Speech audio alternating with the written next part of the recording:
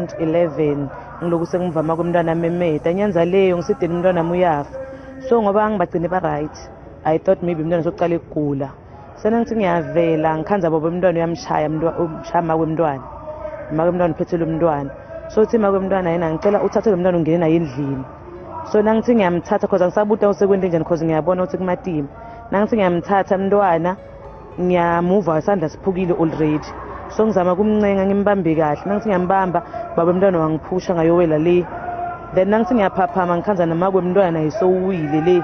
After that baba umntwana wathatha lo mntwana sesibekawe naye ma wakhona lapha wambamba ngelinyawo then wamshaya kayi2 phansi ngalenhloko.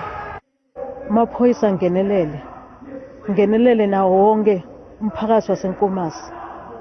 Siyacela nilwisane nale idlame leselikhona. Sibhekane nemadima sinibumama. Wengane kwethu zinjalo ke indaba ngiyethemba ukuthi niyaphila kuzonke indawo la kuzofika khona le video. Kunjalo ke owengane kwethu njoba ke lolu daba libuya liya trend ezinkundleni zokuxhumana. Abanye ke bebabaza isihluku esithe senziwa ilo baba ke enganeni yakhe encane wengane kwethu. Mina ke ngifisa ukuthi ngizovula wakho nombono wakho ukuthi ucabangani ke ngalolu daba.